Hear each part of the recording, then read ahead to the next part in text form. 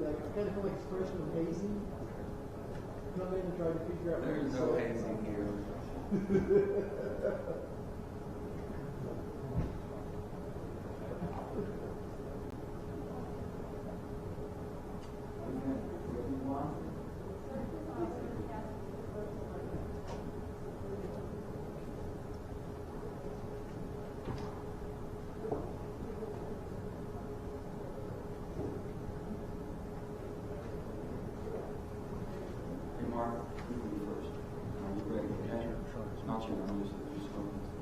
I'm ready.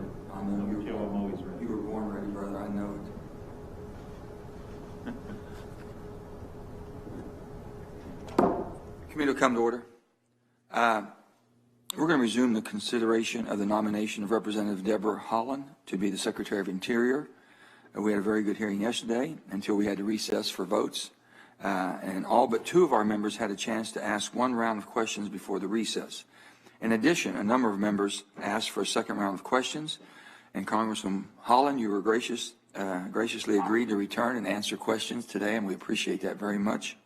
So we appreciate your courtesy in accommodating us, and we are going to pick up where we left off yesterday by recognizing Senator Kelly, and we'll follow up by Senator Risch before we start our second round of questioning, if Senator Risch is on or if he comes in. Okay. Senator Kelly. Thank you, Mr. Chairman. I would like to echo your comments from yesterday about the historic nature of Congresswoman Haaland's. Hold on one second. We're getting some feedback somewhere.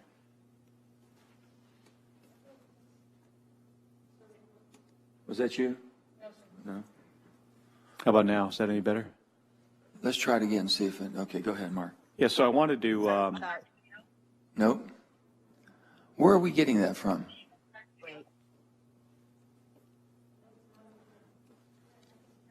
I don't hear it. It's something on your side of the. There's a female voice coming through, like they're talking when we're talking here. Okay. Mark, go ahead. Start again. About the historic nature of Congresswoman Haaland's nomination. There's never been a Native American at the helm of the Department of Interior before. So I asked unanimous consent to add to the record several letters of support from Arizona tribal governments endorsing Congresswoman Haaland's nomination. Without objection. Thank you. Congresswoman, I'd like to ask you about drought and the Colorado River. As you know, the Secretary of the Interior is called the Water Master of the Lower Colorado River. If confirmed, you would have extraordinary authority through the Bureau of Reclamation to curtail water deliveries from Lake Mead to Arizona, to California, and to Nevada during years of severe drought. The President has not yet nominated a commissioner for the Bureau of Reclamation. But what are your thoughts on increasing resources from DOI to expand reservoir capacity, water recycling, and groundwater management in Colorado River states? Senator, thank you so much for the question. And living in the Southwest, I realize and understand how important water is, and sometimes how little there is of it. We know that water is the lifeblood of the West and the Southwest, and I know that we're experiencing severe droughts currently. So it's important for us to pay attention to this issue. It's important for us to conserve, to think about ways we can conserve water. Water recycling is a great way to do that. I know that it's best if we seek consensus, consensus-based solutions to these issues.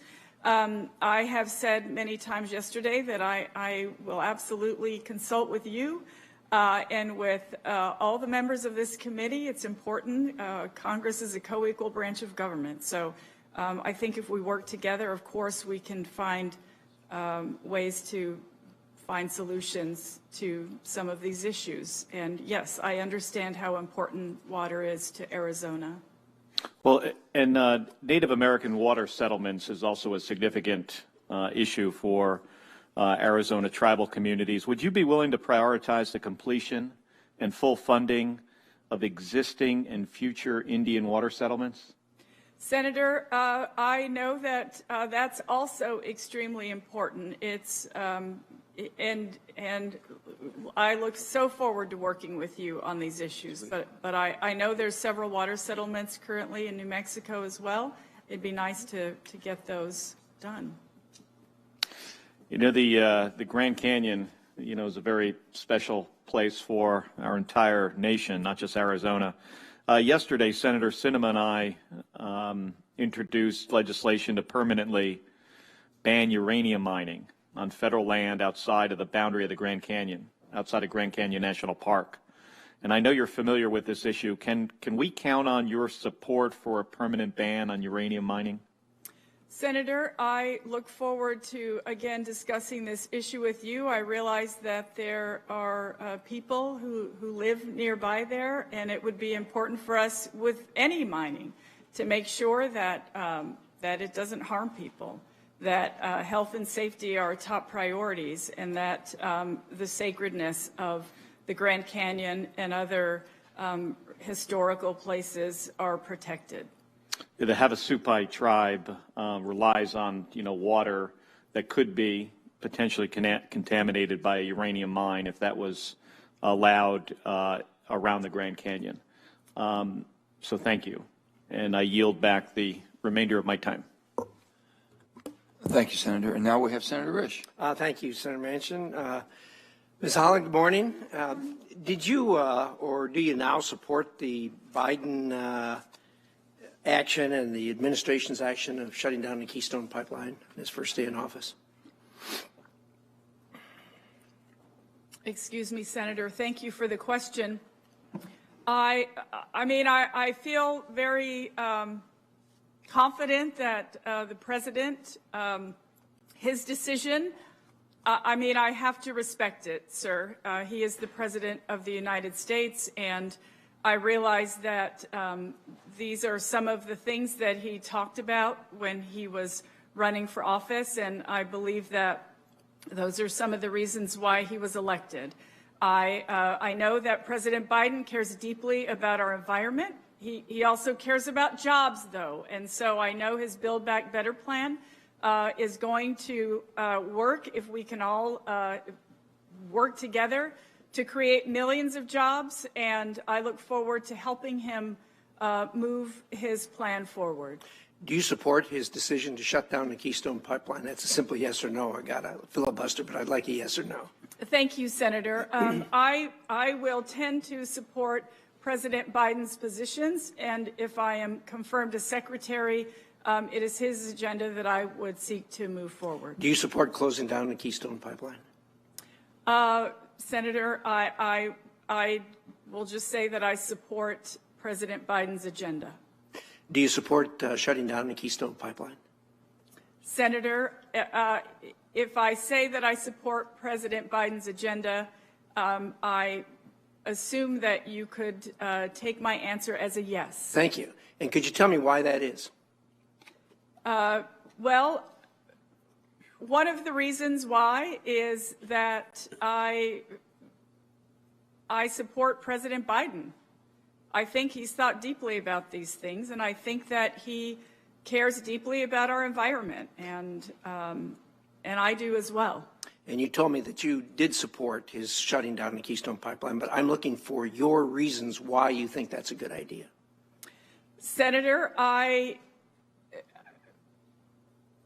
I'm not sure that I have a full answer for you other than to say that I know that there are a lot of people in this country who care deeply about our environment, and that is one area that folks have been passionate about. I know there's a lot of passion on both sides of the issue. Yeah, there sure is, particularly people who have lost their jobs as a result of that and are losing good, high-paying jobs for that. One of the reasons I'm pressing you on this is I'm having real trouble reconciling that with the fact that we can't get the administration to move to shut down the Nord Stream 2 pipeline.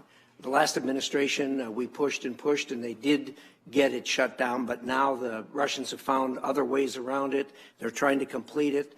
Congress, on a bipartisan basis, has passed legislation to urge the administration to use the sanctions that we said were required and shut down the Nord Stream 2 construction, and yet the administration won't do that. How do you square shutting down jobs in the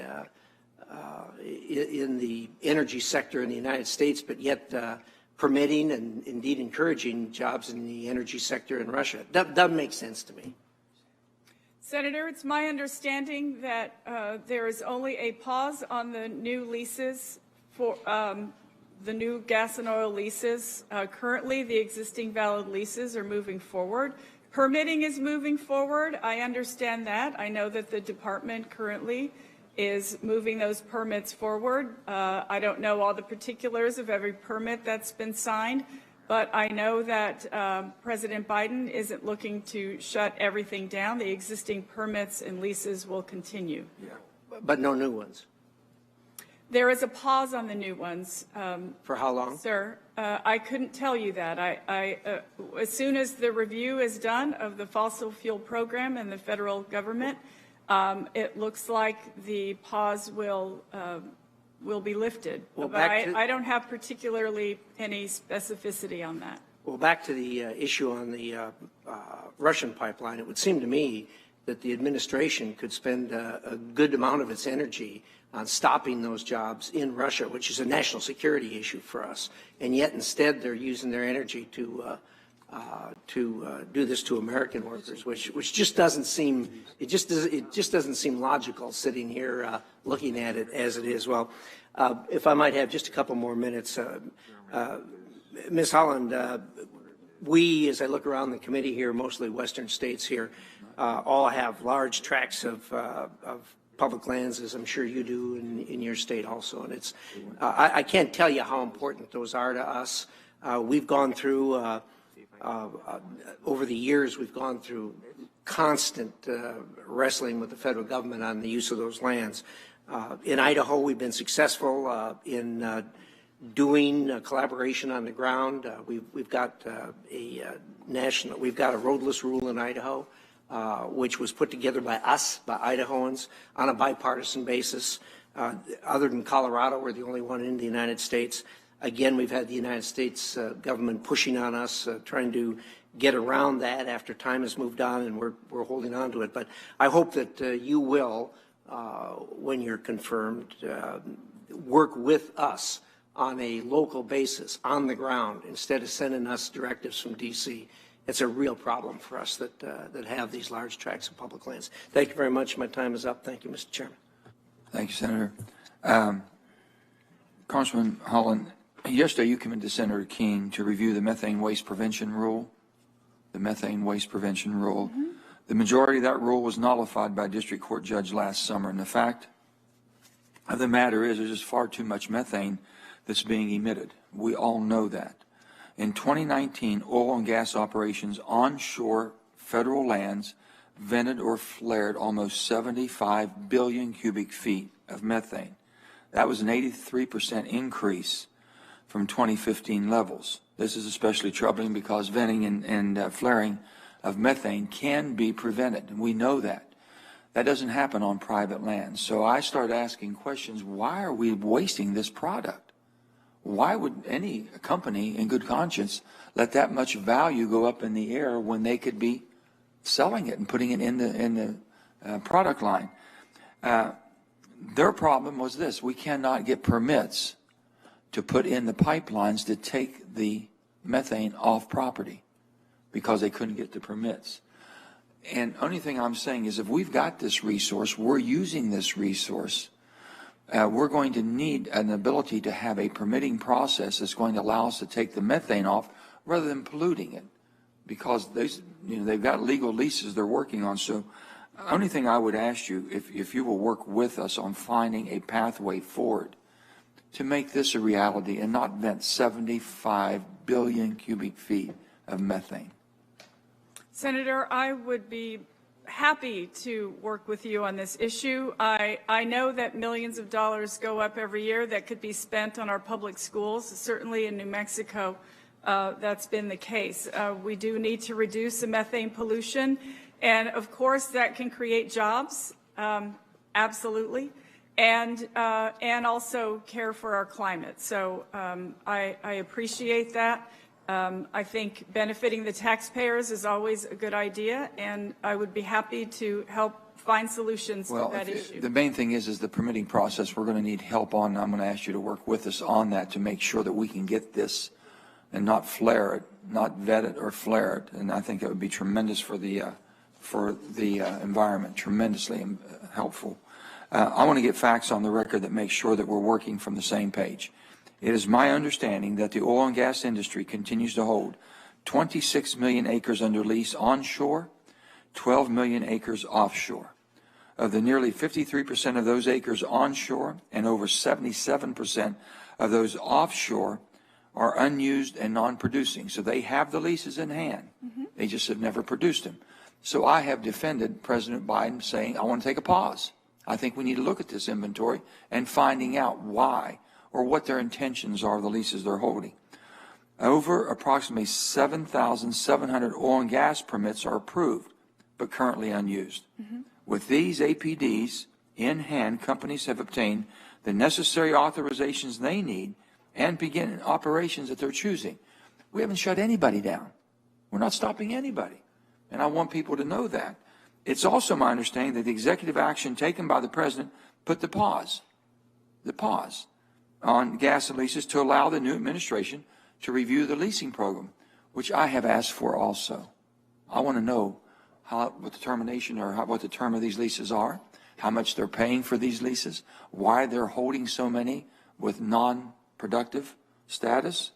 And I believe it's prudent to conduct a review of leasing these process and want to work with you. So my question would be, will any company with existing leases, as you understand, if they have those existing leases, will they still be able to apply for the permits or begin operations based on the existing permits they have, the APDs, on those existing leases, including those that are currently non-producing?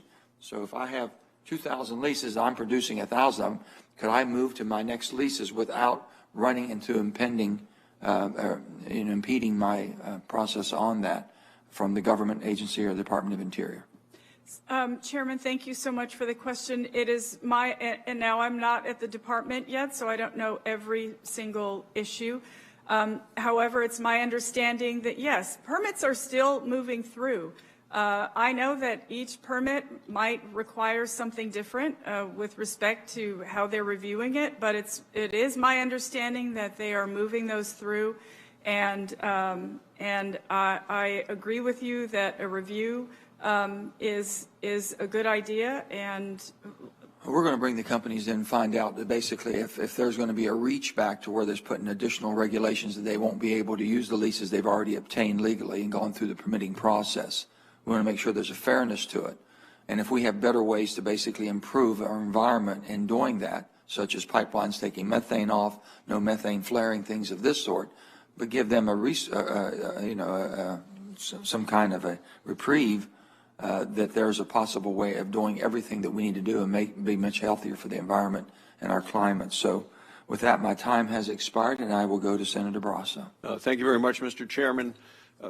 Representative, yesterday, when discussing the effects that the President Biden's ban on oil and gas leasing have had on workers, you stated, quote, you said, I feel like in the short term, hopefully, their jobs have not been affected.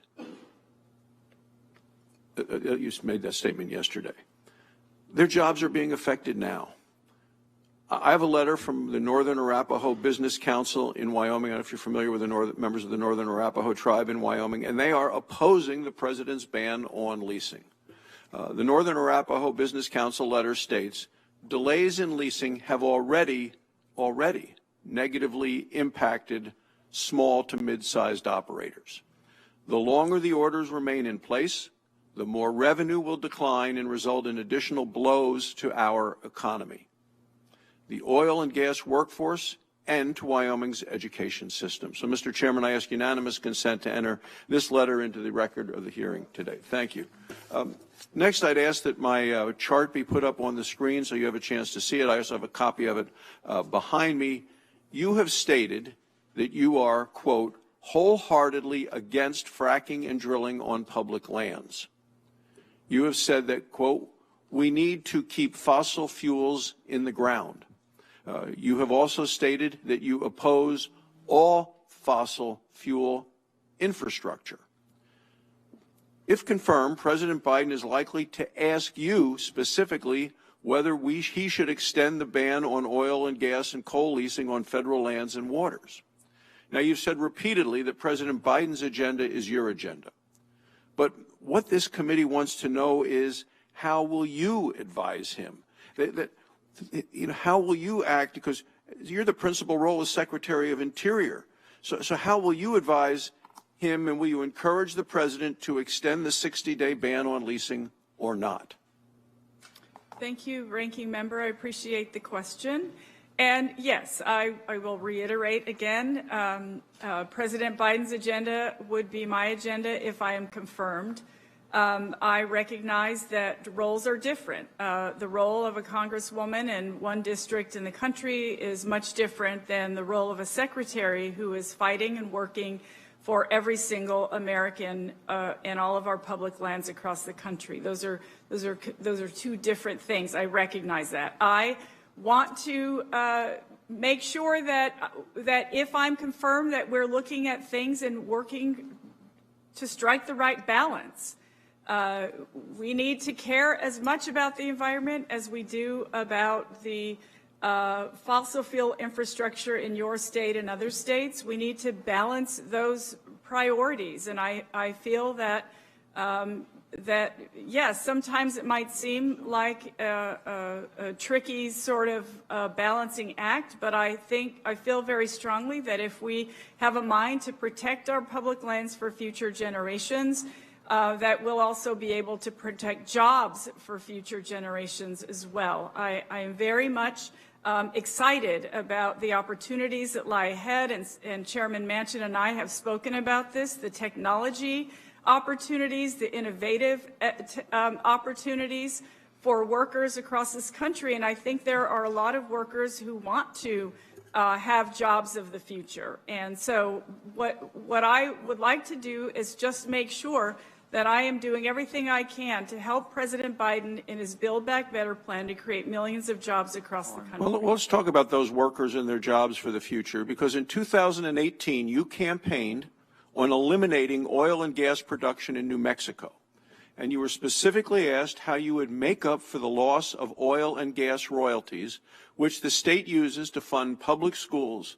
And your answer was you would vote to legalize cannabis. That was your answer. And that you said, if we legalize cannabis and we have a new funding stream for our education system, that will help tremendously. That was your statement. Do you still believe that states should replace oil and gas royalties used for public education with taxes on the sale of marijuana? Is that your position?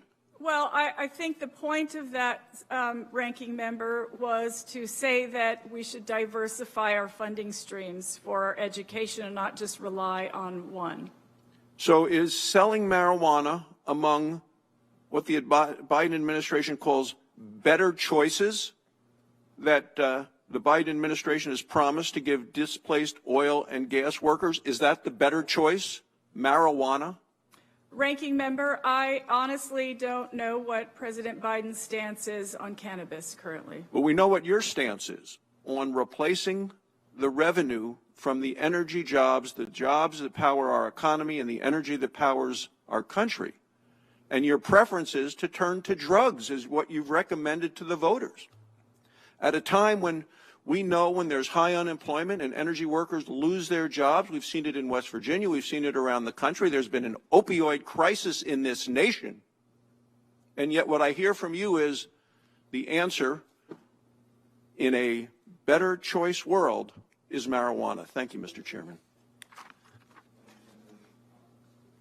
Is Senator Sanders, we had him, or he might be, but he might have had to go to another meeting. If Senator Sanders is on, if he's not, I'm sure he'll come back. If not, I'll go to Senator Hirono. Senator Hirono?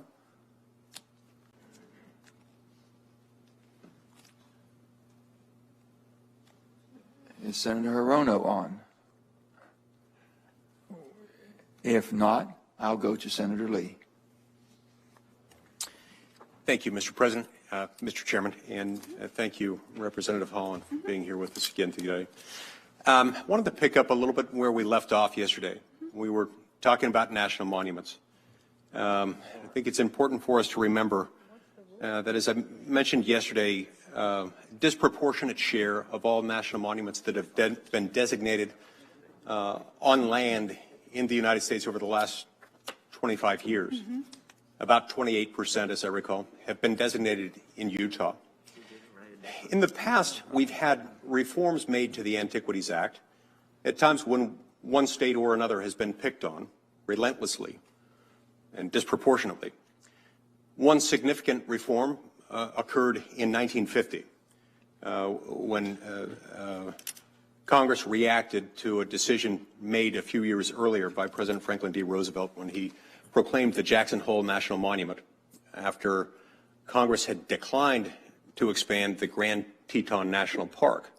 And he undertook similar action by presidential proclamation under the Antiquities Act. So Congress responded to that and basically exempted Wyoming out of future national monument designations. You had Congress responding again a few decades later in 1980 and making significant Antiquities Act reforms specific to the state of Alaska, which had itself found itself the victim of excessive national monument designation. This had occurred after President Jimmy Carter had proclaimed 15 new national monuments, even after Congress had adjourned without passing a major Alaska lands bill that was strongly opposed within the state. And so there's something of a pattern here when there's a pattern of overaction by presidential administrations to declare new monuments in a manner contrary to the wishes of the host state. Congress eventually reacts and responds. We talked a little bit yesterday about the ping pong effect. The fact that one of the unfortunate things about this is that there's a tug of war in which the status of the Antiquities Act monument designations in these states can easily become something of a ping pong ball. It hasn't happened a lot in the past, but the trend has now begun, where you've seen one president designate a monument, another president restrict that monument's size, and then you now see a move by the Biden administration to expand perhaps to, or some have suggested even in excess of, the original boundaries of the Bears Ears National Monument or the Grand Staircase National Monument. There's understandably a good reason for us to explore a legislative solution. Could you understand, however, why some of us might be concerned about legislatively designating one or more of these national monuments without some type of protection for our state, limiting for the future the amount of national monuments that could be designated by a presidential proclamation? Or alternatively, could you understand why it would be difficult for us to negotiate with that without some kind of actual deal, some kind of protection and assurance that we won't end up losing the whole negotiation anyway, as long as the president may, through the stroke of the presidential pen, undo all of our negotiations? Senator, I completely understand. I understand and I respect your position, and I mean, I can't fully understand because I'm not you and Utah is not my state, but I do respect your position, and I want you to know that if I am confirmed, I am ready to sit down and talk with you and the stakeholders in Utah. I know that tribal nations, it's their ancestral homeland in some respects. I would be honored to get everyone together and talk about these issues, but I want you to know that I fully respect your position, And I want to perhaps work to find a solution. And I truly do understand what you're saying, and I appreciate you sharing that with me. So if you're confirmed, would you be willing to come to my state before any action's taken under the Antiquities Act in my state and meet with some groups of people you might not otherwise hear from, meet with groups of people who I believe have not been listened to as much in the past? I absolutely would, Senator. I would never pass up an opportunity to go to Utah.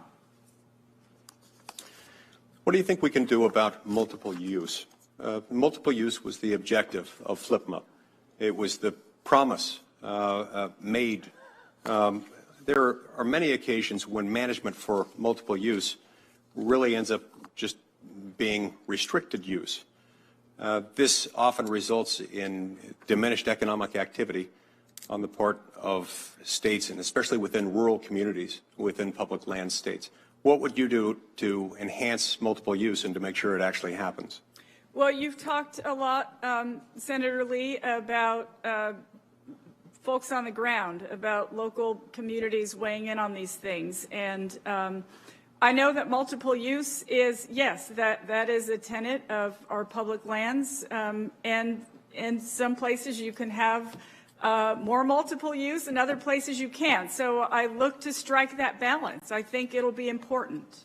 And do you think that President Biden's decision to issue a moratorium on oil and gas leasing is consistent with principles of multiple use? And if so, how is that consistent? And what will you do to make sure that people have access to these things and also to access to a critical mineral supply chain?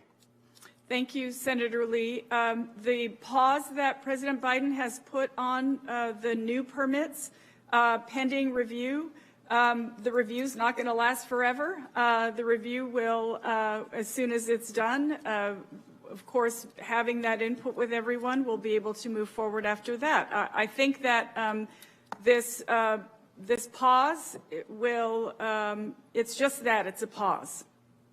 It's not going to be a permanent thing where we're saying we're restricting all these lands from something. I appreciate that it's not permanent.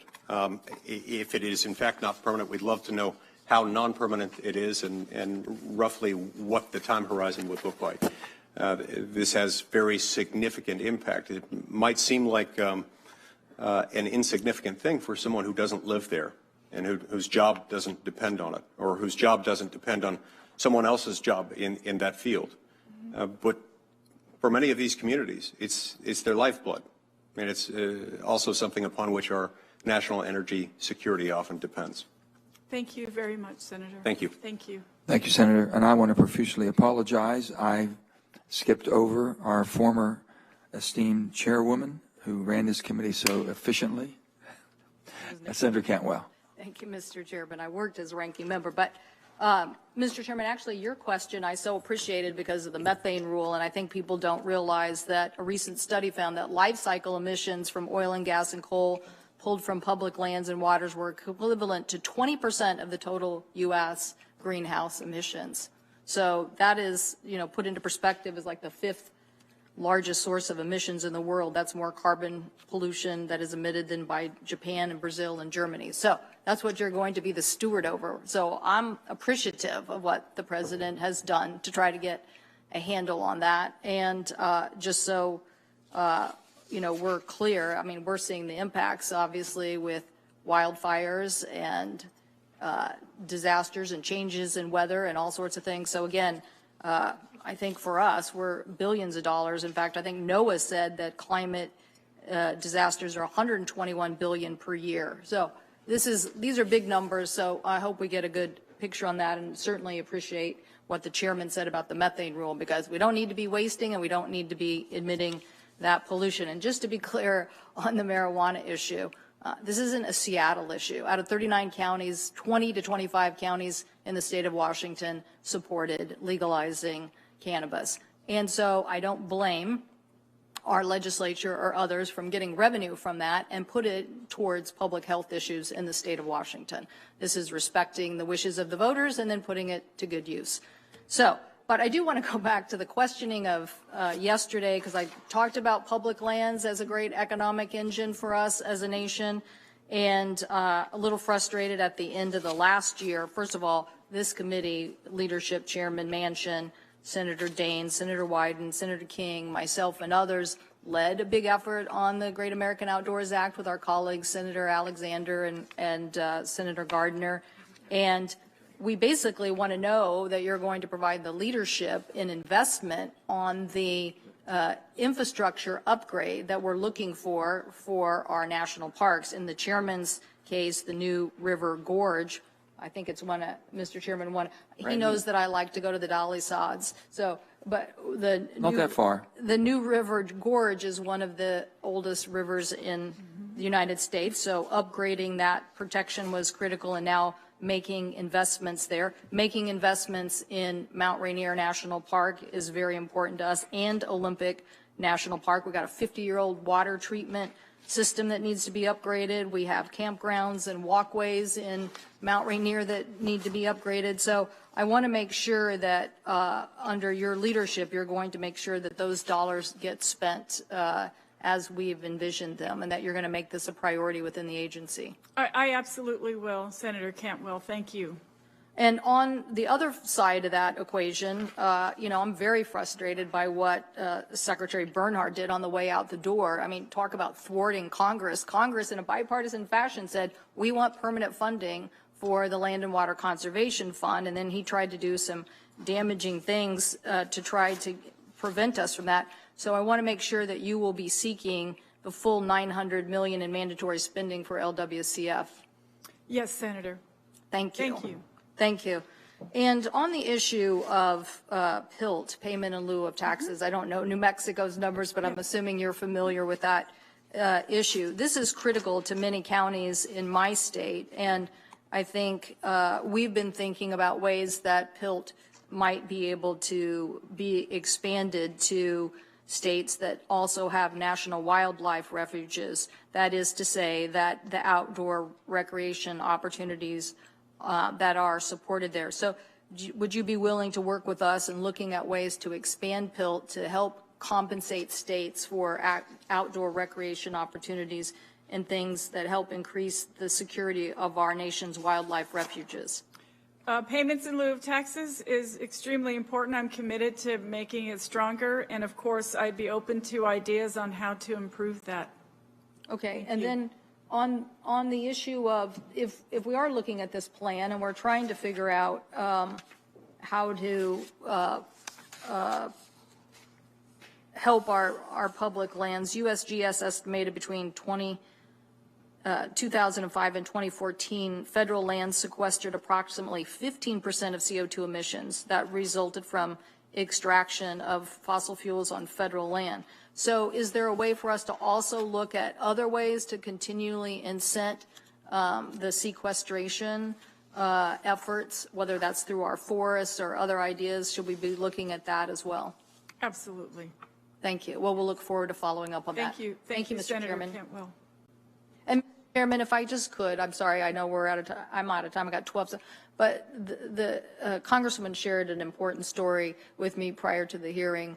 I don't know if she can recount it into just a few, recite it in a few minutes, but there are people in Indian country all over the United States that are so proud of her nomination, and they are, I don't even know how we can explain adequately enough how much they are tuning in and looking at this moment. They feel like they've been good stewards of public land for centuries before us, and so they are so excited about her nomination. Thank you. Thank you, Senator. Senator Daines.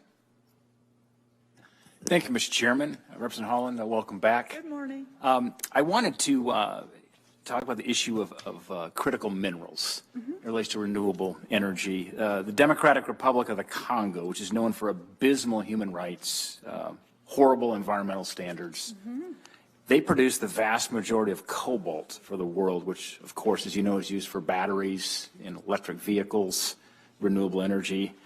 The U.S. is relying on China as well for dozens of critical minerals and rare earth elements that are used in renewable energy, yet they've got a long track record of shady environmental standards, labor standards, as well as extensive human rights abuses. In order to produce the wind, the solar, and storage technology that we will need going forward, we'll need raw materials that must be mined and extracted from the earth. You've previously introduced legislation that would increase costs, lengthen permitting for hard rock mining. My question is, how do you plan to source raw materials for renewable energy if the policies you've supported are actually moving mining operations overseas? Senator, thank you so much for the question. And as I have said several times before, I recognize that the role of a cabinet secretary is far different from that of a congresswoman. And so I recognize that I'm not just worried about my one district in New Mexico, but the entire country. I agree that we need to mine responsibly. We also need to be able to ensure that we have that independence into the future. Senator, this earth provides us with every single thing we need, and it has for millennia. And I feel very strongly that if we take a lot of care to make sure that we are doing everything we can have those jobs well into the future. Our grandchildren should be able to rely on what they get from the earth as much as we do.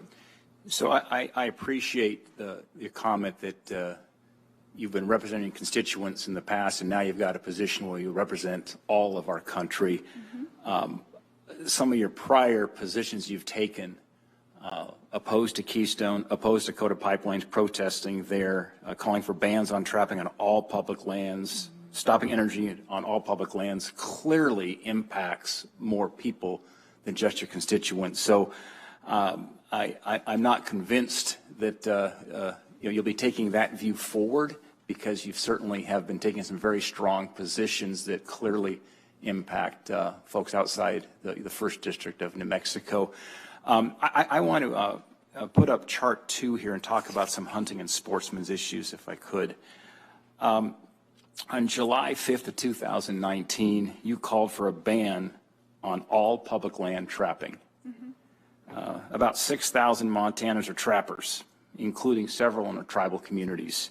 If confirmed, will you restrict or ban trapping on public lands?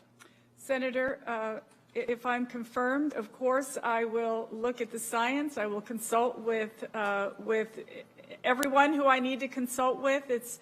I don't intend to go in and start making rules that.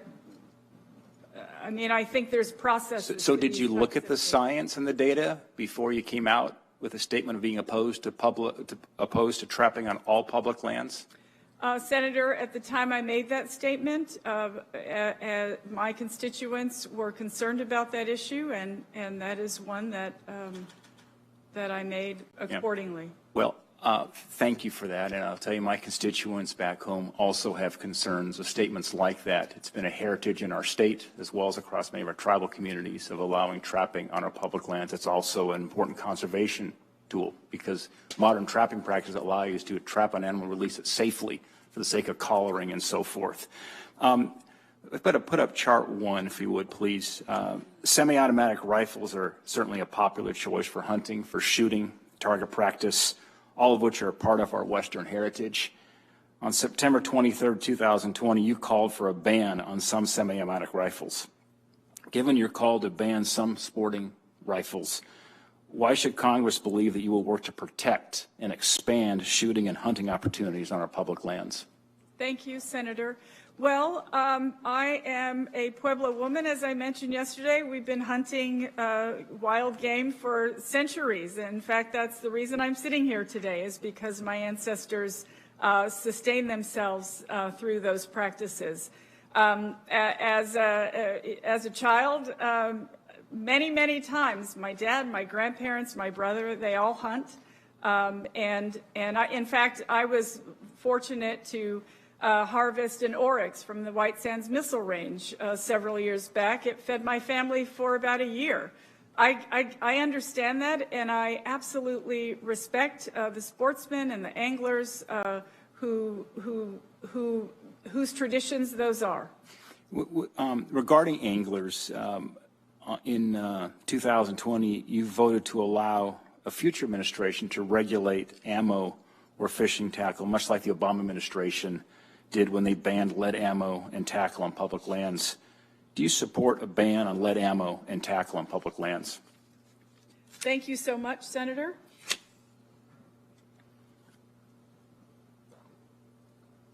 I look forward to looking into that issue, consulting with the experts. I know there are a number of scientists at the Department of Interior. If I'm confirmed, that will absolutely be a conversation that we have. All right, and I do hope you'll respect to the science. I know there were some unfortunate comments made yesterday about Republicans not believing in science, and respectfully would disagree. I'm a chemical engineer. We have some physicians on this committee as well on the Republican side of the aisle, and I hope you'll think about retracting that unfortunate comment that was made yesterday. If you put up chart 3, on May 10th, 2019, you co-sponsored legislation designating 7 million acres of wilderness in Montana without getting any local input or even visiting these areas. During our meeting, when I asked you if the 30 by 30 initiative incorporated public land grazing and sportsman's access, you responded, quote, "Wilderness designations still provide access to hunting." And that's entirely accurate. I agree with you on that. But you didn't speak at all the issue of grazing, which I know is a big issue for our ranchers across Montana. Wilderness designations can, in fact, hinder sportsman access, create challenges for authorized grazing. Additionally, wilderness designations preclude new grazing authorization, even when grazing is an effective conservation tool. Can you tell me if you believe that grazing qualifies as a part of conservation? Senator, I know how important grazing is. My sister, as I mentioned yesterday, she has a ranching family, and they rely on grazing of their cattle in order to feed their families. I understand how important that is. Senator, I would be more than happy to, if I'm confirmed, to absolutely speak with the experts, talk with you, speak with stakeholders to look at this issue and to understand it more fully. I am not at the department as of yet, but I can guarantee you that I'd be happy to look into that issue. You are the author of the 30 by 30 initiative in the House. As the primary leader there, this initiative has been exceedingly sparse on details. Does this initiative pertain to just public land or all U.S. lands? Senator, if we could kind of move it along a little bit. Thanks. Senator, the 30 by 30 initiative that President Biden has embraced will be an opportunity for so many Americans to participate in conserving that amount of land and water. It's not just relegated to public lands, but I understand that private landowners, Indian tribes, it's an opportunity for everyone to work together. All right, thank you. Thank you, Senator. Is Senator Sanders with us? Has he come back? Do we have him on at all? We'll go to Senator Hirono. I think she is with us. Senator Hirono? Yes, I am. Thank you, Mr. Chairman. Thank you. Congresswoman, thank you for our conversation yesterday. I heard my Republican colleagues claim that the Biden administration's efforts to address climate change and transition our country from relying heavily on fossil fuels to generating more renewable energy are going to kill jobs, and that those efforts somehow go against the very mission of the Interior Department. In fact, I'd argue that addressing climate change and creating clean energy jobs for the American people both fit squarely within the department's mission, which follows, and I'm quoting, "The Department of the Interior conserves and manages the nation's natural resources and cultural heritage for the benefit and enjoyment of the American people, provides scientific and other information about natural resources and natural hazards to address societal challenges and create opportunities for the American people, and honors the nation's trust, responsibilities, or special commitments to American Indians, Alaska Natives, and affiliated island communities to help them prosper," end quote. Conversely, nowhere does it state it is the department's mission to maintain or increase oil and gas extraction. Yesterday, my colleagues on the other side of the aisle repeatedly brought up previous statements that you have made on social media or bills that you sponsored in the House to argue that your prior positions and prior actions and policy positions, which you took in the interest of your constituents, just like we on the committee do every day, are radical and make you unqualified for the position. Yet the prior Secretary of Interior, David Bernhardt, who previously lobbied on behalf of the fossil fuel industry, literally had to carry around a card with a list of groups that he had to avoid in order to comply with ethics. He had some major conflicts of interest going on during his tenure as Secretary of Interior. And it is no surprise that the actions he took as Interior Secretary routinely benefited the fossil fuel industry with which he had been long associated. But I don't recall my Republican colleagues asking whether Mr. Bernhardt would keep an open mind about other energy sources. Meanwhile, we have heard you, Congresswoman, assure us that you will be fair and open, and that it is not your goal to get rid of jobs that rely on fossil fuels, and that you would create other jobs. So we should be focused on the opportunity for America to be a leader, to lead in addressing climate change, to lead in renewable energy, technology development and innovation, to lead in protecting our resources for generations to come. And Congressman, you are someone who knows about generations, considering that you are the 35th generation of your tribe. To think sustainability, not just continuing heavy reliance on fossil fuels, knowing that climate change is and will continue to cost our country billions of dollars each year if we continue down our current path. And we in Hawaii, of course, know the impact of climate change because we in Hawaii, as an island state, we are at the tip of the spear in what's happening with climate change, global warming, ocean acidification, all of that. So, Congresswoman, considering that you will be required to navigate your way through very strongly held opposing views, as shown by the questions that you have been asked in your hearing, what motivates you to want to be Secretary of Interior and serve our country in that capacity? Thank you, Senator Hirono, for that question. And let me just say this. If I could take the liberty of the story that Senator Cantwell mentioned to me today, or mentioned regarding me today. One of my dear friends in Iambito Navajo Nation, Albert Shirley, he listens to this hearing on the radio, a radio I bought him that's powered by the sun because he doesn't have electricity. And he texted me this morning and said the Navajo Code Talkers, the first word they decided to use when they were working on the code was Nihima, and that means our mother, and that was the code they used for the United States of America. And I feel very strongly that that sums up what we're dealing with. This is all of our country. This is our mother. You've heard the earth referred to Mother Earth. It's difficult to not feel obligated to protect this land. And I feel that every Indigenous person in this country understands that, which is why we have such a high rate of our people who serve in the military. We want to protect this country, and that means protecting it in every single way and ensuring that those jobs, that sustenance, the opportunities for our children and grandchildren to learn and grow in this beautiful country, that we keep that for many generations to come. It's an obligation of mine that I take very seriously, and that is really, I guess, giving you a perspective of why I feel that I would be honored to be confirmed and help President Biden to move this country forward in many, many ways with respect to the Department of the Interior.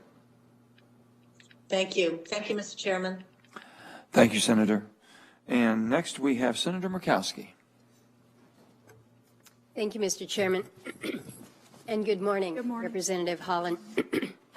Yesterday, when I began my questions, I spoke about the significance of the Department of Interior and the role that the Interior Department has over Alaska lands because of our structure. And it's probably too small for you here, but you've seen it because I've provided you with many of the maps. It is a patchwork of color, but that color all represents the federally managed lands that we have. And it is significant, and it is a big part of my job, and it would be an incredibly big part of your job should you be confirmed as Secretary of the Interior. I mentioned yesterday that in the initial secretarial order, there were 7 mentions of Alaska in the executive orders and the secretarial orders that specifically call us out for enhanced review, pause. The most significant of those, truly, is the Willow Project up in the National Petroleum Reserve, an area that was designated by Congress specifically for its resource opportunity.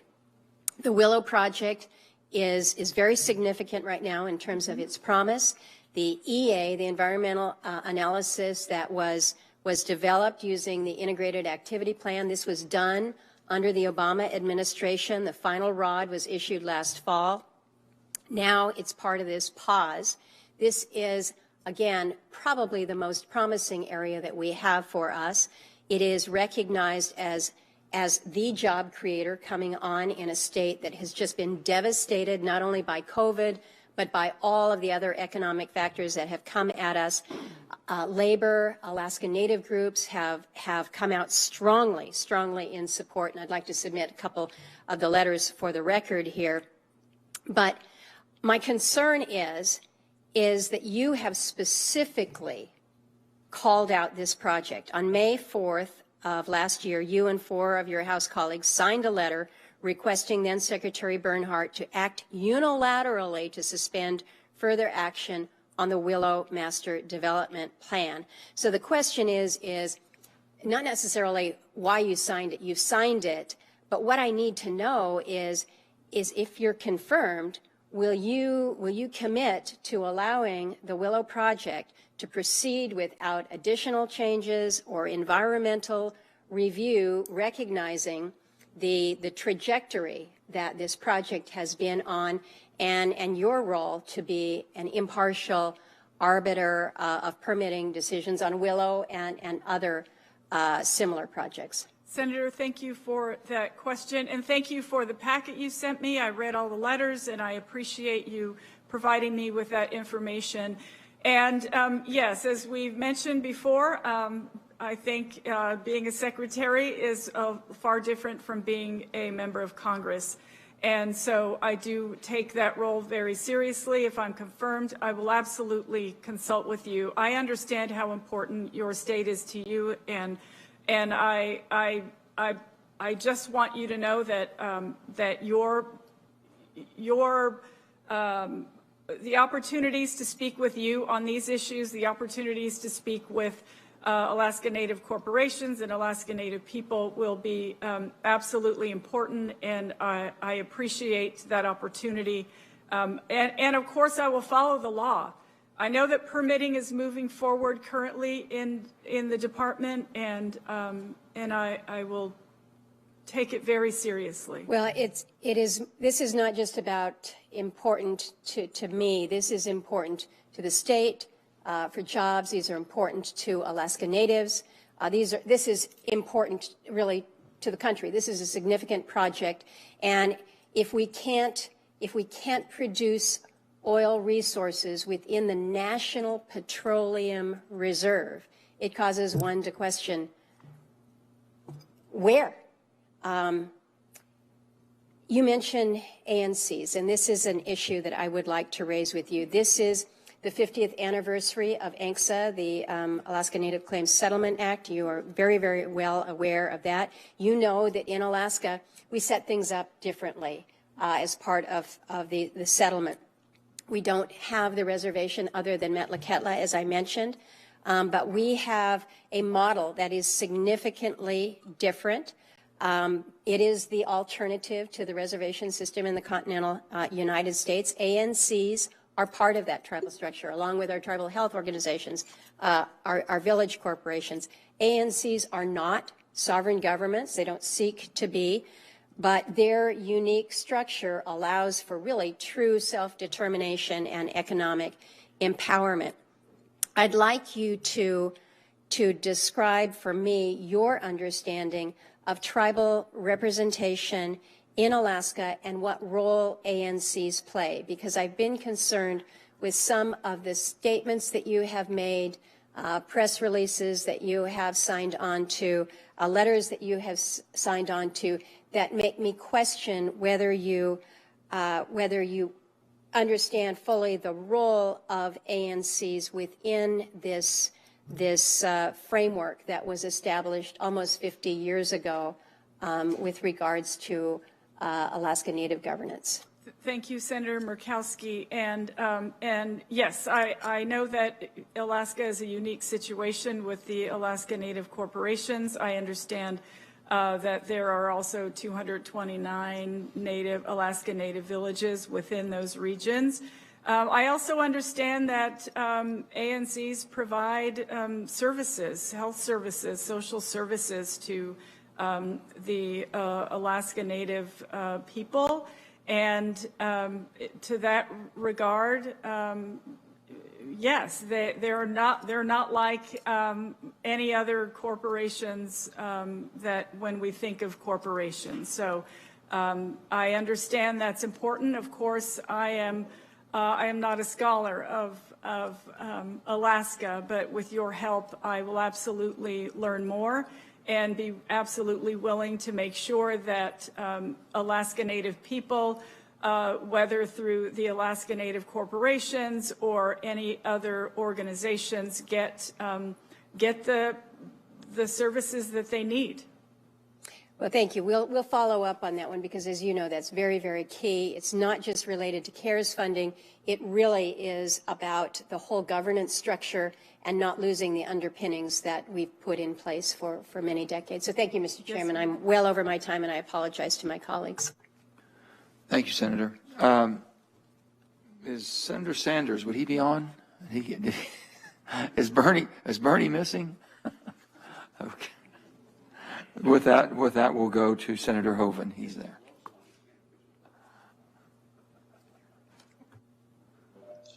Senator Hoeven, is Senator Hoeven on? Yes.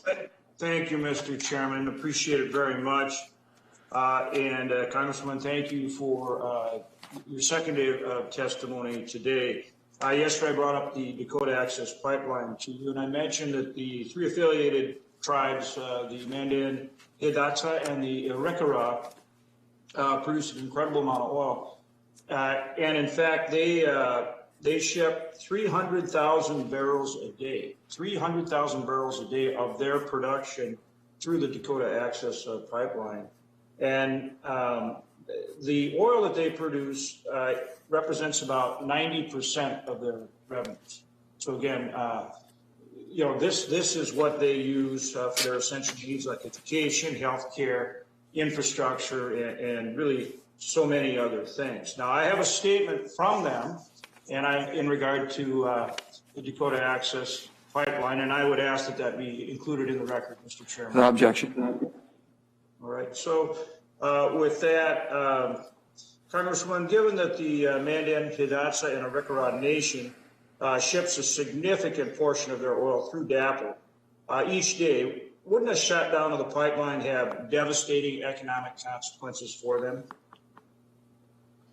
Senator, if I understand the question, you're asking if the oil pipeline shuts down, if it will have a devastating effect. Senator, I would be more than happy to, I don't know the specificity of every single job there, but I can tell you that I would be more than dedicated to being briefed on that issue if I am confirmed. Well, they produce 300,000 barrels of oil a day. That represents 90% of the revenue, and a significant amount of that oil goes through the pipeline. So wouldn't it follow that if that pipeline shut down, that's going to have a major economic impact to them? I understand what you're saying, Senator. Thank you. Do you agree or disagree? I don't disagree. I understand what you're saying. If something shuts down, then jobs can be lost, and I understand that. So thank you for sharing that with me. Thank you, Congresswoman. If you're confirmed, will you commit on behalf of the administration to consult with the 3 affiliated tribes about what DAPL means for the education, healthcare, infrastructure, and other services provided to tribal members? Will you commit to that consultation with the 3 affiliated tribes? Senator Hoeven, tribal consultation is mandated in this government, and I would absolutely consult with tribes when issues are affecting them. And I also would just add on, Senator, that with respect to the executive order that the President signed, it does not affect tribal lands. It just affects public lands, the pause on the leases. Right, Congresswoman, and that is a good point and an important point, because it does affect federal lands, of which we have a significant amount in North Dakota. And in fact, last year, the Department of Interior dispersed $66.7 million in revenue to the state of North Dakota from production on federal land. So it's a very important issue to us. So I understand your point about the reservation, but the moratorium does affect our federal lands. So my question in regard to the federal lands are first, would you expect imports of foreign oil to go up or down if we stop developing oil and gas on federal lands? Senator, I would absolutely, if I'm confirmed, ask to be briefed on this issue and would be more than happy to continue a conversation with you on it. If we don't produce oil here, then it's logical that we're going to import more from places like Russia, Saudi Arabia, Venezuela, and other places. Do you think their environmental standards are better than ours or not? Senator, I am not altogether briefed on the environmental standards of other countries currently, but I am proud that here in the United States that we have put the safety and health of our workers as a priority. Are you committed to working with us on trying to advance things like carbon capture and storage in terms of the work that we're doing, of which our state's leader? Will you commit to work with us on that? Senator, it's my understanding that President Biden is open to many ideas about how we get to net zero. So I appreciate your ideas and look forward to speaking with you more. And of course, if I'm confirmed, I'd be willing to work with you. Thank you, Congressman. Appreciate it. Thank you, Senator. And next we have Senator Langford. Chairman, thank you very much. Representative, good to see you again. Thanks for doing the second day of questions with us as well. As you know, we have 200,000 miles of petroleum pipeline already in the ground in America. We have 2.4 million miles of natural gas pipeline already in America. There's a conversation about adding new lines. That's gone on here frequently. Let me talk about existing lines that are already there. Generally, would you agree that federal agencies should work with pipeline companies to be able to keep rights of way up to date to ensure access to those pipelines already in the ground? I thank you, Senator. It sounds like a reasonable idea. Okay. In your understanding, does the Department of Interior have the authority to deny right-of-way renewals for existing pipelines that are compliant with all applicable laws and regulations? Senator, where the Department of Interior has the authority over such issues, they would absolutely be important. And if I'm confirmed, absolutely take a look at that. And do you think that the Department of Interior has the authority to deny an area where they have already an existing right-of-way, though, to go in and say that there's an existing pipeline already in this area? As you know, there's thousands of miles of pipeline that travel underneath federal lands right now. Do you believe the Department of Interior has the authority to be able to go in and say you no longer have right-of-way in these areas and federal lands for existing pipelines? Senator, of course, I am not at the Department of Interior currently. I can't fully answer that question, but I would be happy to speak with you if I'm confirmed, and certainly I'm sure the department would be happy to give you an answer on that. But do you believe that the Department of Interior should reevaluate existing pipelines under federal lands? Again, Senator, I can't answer that question because I don't know what the answer is. But if I am confirmed, of course, it's important to you. I would be happy to speak with you. It's actually important to every American that wants to stay warm in the winter. And for everyone that flies in a plane or drives a car, it becomes a pretty important issue because if we lose access to pipelines that are already in the ground that go through federal lands or have right-of-way, we lose access. And what happens is all that energy then goes to truck traffic and goes to train traffic. Do you believe truck and train traffic moving energy is safer than a pipeline, or do you think pipelines are safer than truck and train traffic? Again, I wish I could answer that question. I don't know what the answer is, Senator. I haven't seen those statistics. I would go ahead and tell you that it's safer and less expensive to be able to move it in a pipeline than it is on truck traffic or in train traffic. But we'll talk about that in the future. The goal of the Endangered Species Act, we've had the opportunity to be able to talk about this some. Do you believe the goal of the Endangered Species Act is to keep endangered species on the list, or is it to graduate endangered species off the list? I think the goal is to restore species. I think the goal is to work with communities to make sure that we're restoring those species so that they can survive. Yeah, we have a wonderful little bug called the American Burrowing Beetle that is in multiple different states. We have it a lot in southeast Oklahoma. It was declared endangered and threatened before, and we did a long study on it. It's a bug that lives underground, and so we really didn't know what the population was.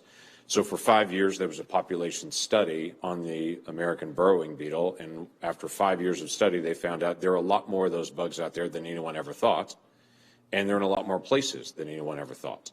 And so for 5 years, that was the required study. It was the number exceeded every single year what the standard was to be able to set. So it should come off the list. Instead, there was a pause to say, but in 50 years, there could be a change in temperature. And if there's a change in temperature 50 years from now, it could affect that species. And so we're going to leave it on the list as threatened.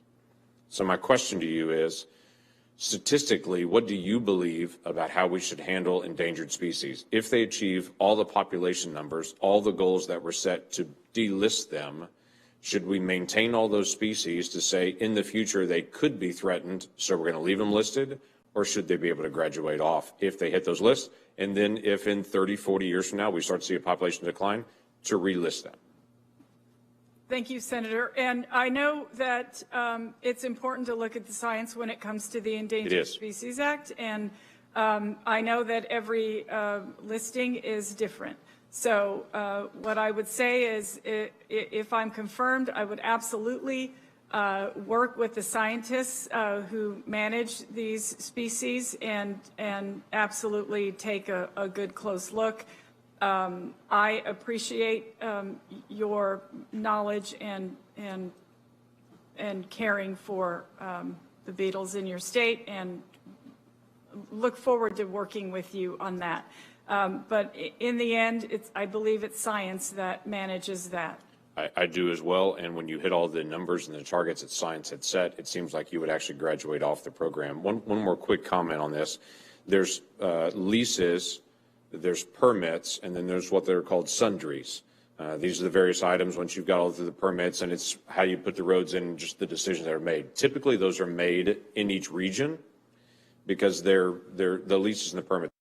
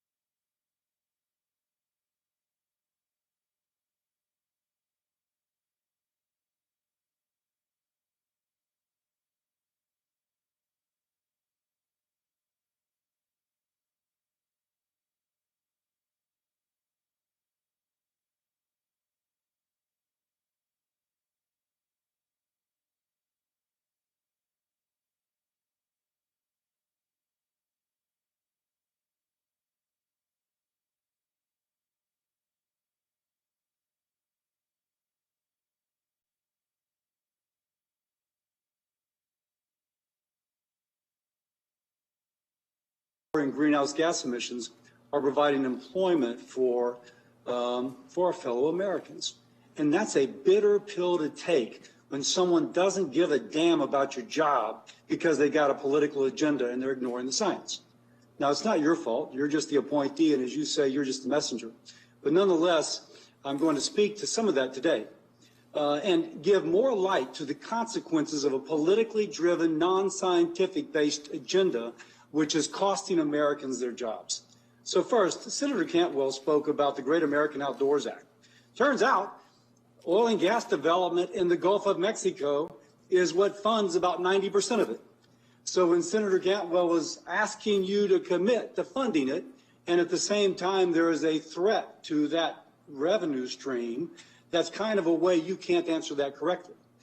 Your agenda of the Biden administration threatens the funding of the Greater American Outdoors Act. It also, by the way, threatens the funding for the Gulf of Mexico, the GOMESA Act, which funds coastal restoration in my state. Now, let me just say of the importance of that. By the way, when one of your predecessors, Ryan Zinke, came to Louisiana, a woman came to meet with him at a round table, and I'm quoting her. She described herself as one of the biggest liberals he would ever meet. But she understood the value of the oil and gas industry to Louisiana and more broadly to the country, given the conservation programs funded by U.S. Energy. Not a direct quote, but a good enough. Mm-hmm. So now, as regards my state, the funding we get from revenue sharing from the Gulf of Mexico activity helps fund our coastal restoration, which is to say our adaptation to climate change. And at this point, I would like to introduce to the record, Mr. Chairman, a letter from my governor, my Democratic governor, John Bel Edwards, and his assistants on coastal restoration, Chip Klein, both the letter and the testimony, letter from Mr. Governor Edwards and the testimony from Chip Klein. Without objection.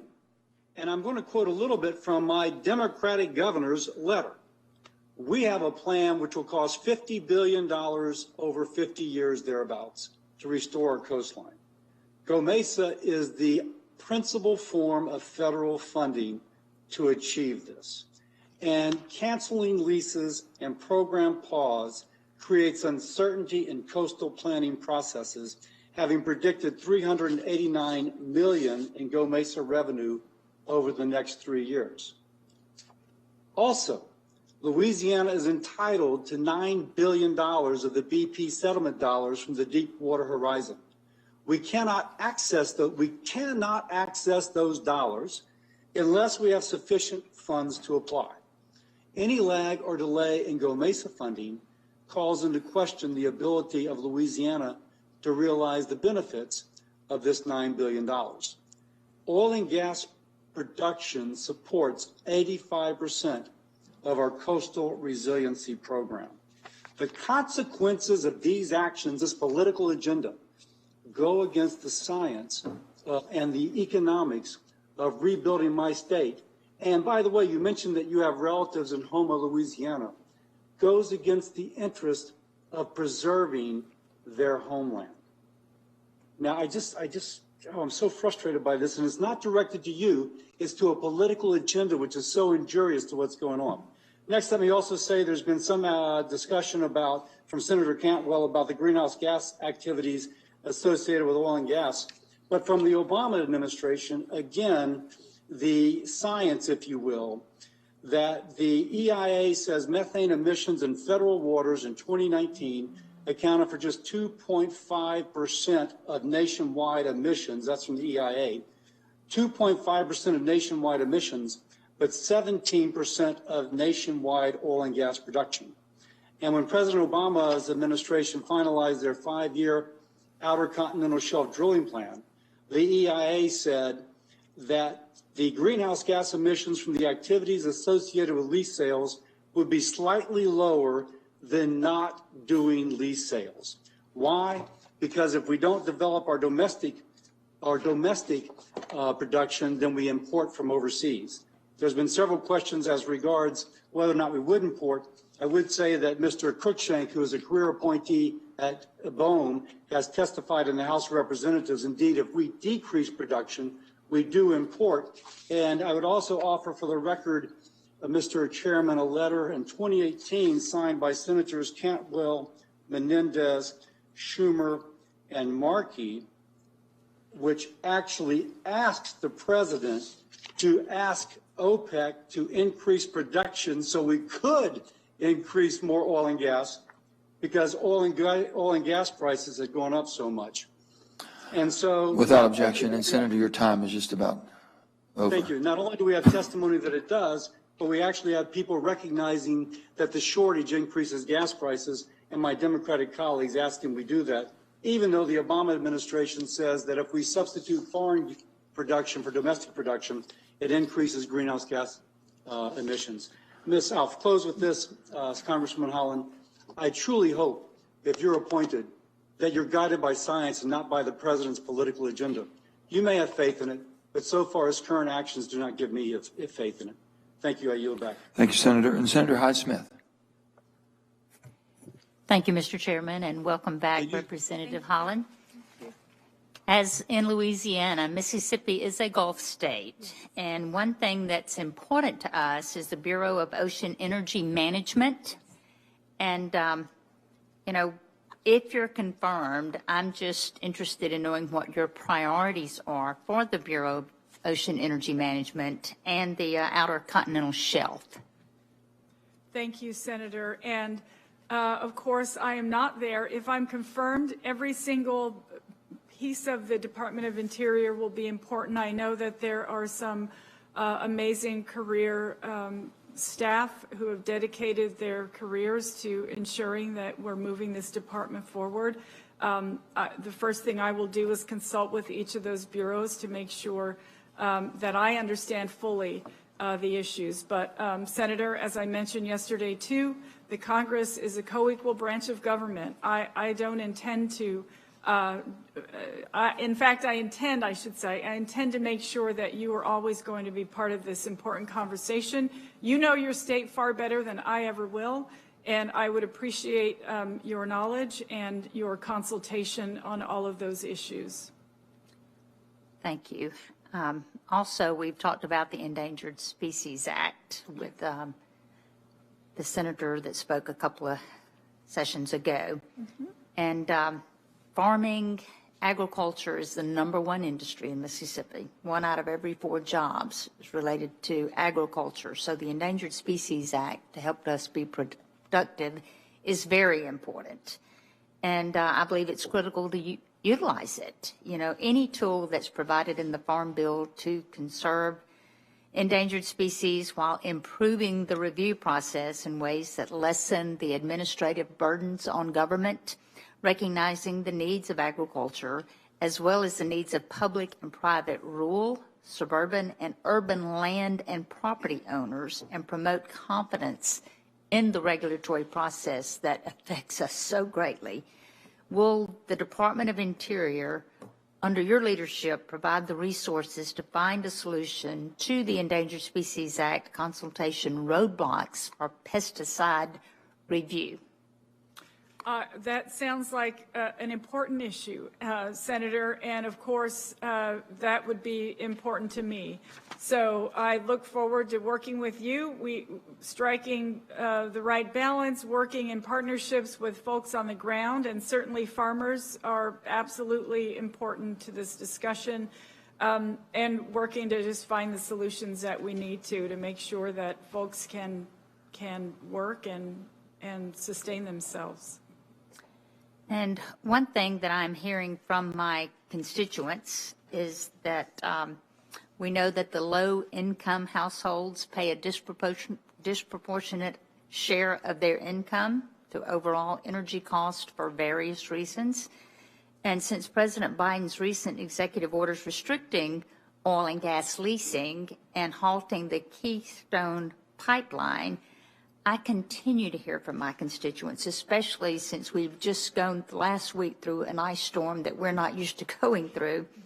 They're worried about their rising energy cost. And, you know, we had to use different sources. We had to use natural gas when electricity was out. And they're very concerned about this right now. What is the thought process behind restricting the U.S. energy production as it relates to energy affordability for my constituents, particularly for the low-income households?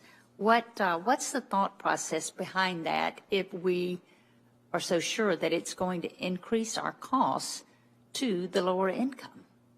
Senator, I think that it's important that everyone have the energy they need to sustain their daily lives. As you were talking, I was remembering my grandmother at Mesita, where I talked about yesterday, didn't get gas or electricity or running water until the mid-'70s. So I feel like this is 2021, everyone should be able to partake in those modern conveniences and certainly not break the bank. I know that having a diversity of energy resources will certainly help in times when we have these ice storms and climate events that cause power lines and so forth to go down. And I think that I always move back to the conversation I had with Chairman Manchin about technology and innovation. I think that we have a tremendous future ahead of us working to find the solutions for those things. I think that if we work together to find those solutions, that energy costs for families could absolutely go down, and I hope that that's the case. We have solar panels on our home. The electric bill is about $10 a month. I wish everyone had that. Thank you. I know my time is out. Thank you, Senator. Thank you, Mr. Chairman. Thank you very much. And now we have Senator Sanders. He's not? I'm so sorry. We don't have Senator. Bernie is missing. We keep trying, Bernie. So whenever you show up, buddy, you're ready. How about Senator Marshall? Okay, thank you, Chairman, and welcome again, Congressman Haaland. Good to see you again. I want to start off by talking about the Endangered Species Act. And my endangered species is the lesser prairie chicken, but every state, of course, has one. And I just want to share my story about prairie chicken. My mother's farm is 10 miles from Cassidy, Kansas. Now, Cassidy, Kansas is called the prairie chicken capital of the world for a reason. And growing up, one of our rites to passage was to go prairie chicken hunting with my dad and my uncles. And I remember very vividly, 10 years of age, I had a single-shot H&R shotgun We hunted Saturday, no luck. Sunday, no luck. And this is, you get up at 4 in the morning and you go out and you freeze. You sit in the middle of a milo field. So I was pretty distraught. And we saw one prairie chicken fly out into a prairie field of our neighbors. And I asked my dad and uncle, can I go shoot that prairie chicken? They said, oh, you don't have a chance. It'll fly before you get there. Went out, stalked it, and sure enough, 10-year-old little Roger Marshall shot a prairie chicken, his first bird, and I was a hero for the day. We took it back to the farm, and we had prairie chicken and noodles. And we've seen the population decimated. That was a greater prairie chicken. The issue is the lesser prairie chicken. I was fortunate enough to be on the Wildlife Parks and the Wildlife Parks and Game Commission there in Kansas, and followed the prairie chicken really closely. In 2013, it was at its nadir, and just coincidentally, 2013 was the end of a big drought. And as it started raining again, habitat improved, and the prairie chicken population is double of what it is in 2013. And I think that's a story real common, you know, that droughts cause wildlife to go down, and it rains, the wildlife comes back. But as I really dug deep into that issue, voluntary conservation was the most successful. The government projects were miserable failures, but a couple ranchers, 5th, 6th generation ranchers, did some volunteer grazing changes and really were responsible for that comeback along with some rain. So my two questions, the Endangered Species Act, is how do you feel about voluntary conservation in general? And then how do you measure success? We know how species get on the list, but how do you get off the list, just in general? Thank you, Senator. Thank you. I love that story. And yes, I am all for that. I mean, we're all stewards of this land, and if more of us took that initiative that those farmers did that you're talking about, I think our country would be in a much better place. So please thank them for me. I know that the ESA is managed by science, and I understand that, you know, we want those species to recover to a certain degree. I want you to know that I will absolutely pay close attention to this issue. I know that the partnerships that you talk about between states, between tribal nations, between local communities, those are very important for all of us to find the solutions and make sure that those species are there so that your grandchildren can have the same experiences that you had. You know, absolutely, and that's the goal here, is those great memories that we can pass on. But just in general, though, to push a little bit, what would it look like to you for an endangered species to come off the list? I understand we're trying to follow the science, but there's when humans interact with ecology, that's when the conflicts arise. So what does it look like to be improving the species enough that they'd get off the endangered species list? Well, I imagine that it varies from species to species, but I know species do need to recover to a certain degree, and then I understand that, you know, their habitat and so the things that keep them alive, as you well know. The difference between us and the animals is we have the ability to reason, and animals can only live by instinct. So they can't live outside of their environment. So I am going to. This is going to be an important issue for me, Senator. I promise, and I will look forward to. I'm not at the department yet. I don't have every single stat on the endangered species list, but you can bet that it will be important to me and to the department. Okay, I want to talk about water rights just for a second. And again, going back to my boyhood, on Saturday nights, after we got all the hay hauled, we'd sit on the cellar, and everyone would bring all their stories. And from time to time, you live out in the country, there's going to be a water rights issue. And I just remember my granddad saying 3 or 4 times, whiskey's for drinking, water's for fighting. And I had no idea. Quivira Wildlife Refuge is 30 miles from my home. Beautiful refuge, a refuge that I've had the opportunity to hunt in and around it for decades as well. And there's creeks that flow into it, and they're right in the middle of some really incredible corn land, but we have to irrigate. And thus there's the conflict between the water rights of Quivira Wildlife Refuge and the farmers. And this corn growing is 90% of the economy for that county, 90%. I mean, this is important. These are the farmers whose babies I've delivered the last 25 years, so this is personal to me. Quivira has a water right. Of course they do. And the farmers have a right as well. Quivira is a senior to it. But as I've seen through this drought, the duck numbers, the geese numbers have stayed great despite Quivira not using all of its water right. That it's more, thanks to folks like Ducks Unlimited that are providing better habitat up north, the ducks and geese have done better. The water, shorebirds, all those have done better. Does the federal refuge have to always use all of its water right? Why can't they share that with farmers in a more equitable, friendly fashion, I guess? Thank you, Senator. And I know that water law is complicated and important. And I know that there are water attorneys at the department. And you can bet that I will seek their advice and look at this issue and rely on you to bring us your ideas about how we can make things better. But would you acknowledge that the Senator. farmers... Go ahead. Finish up. Would you disagree with me, though, that the economics of the farmers is also important as it is the ducks and the geese?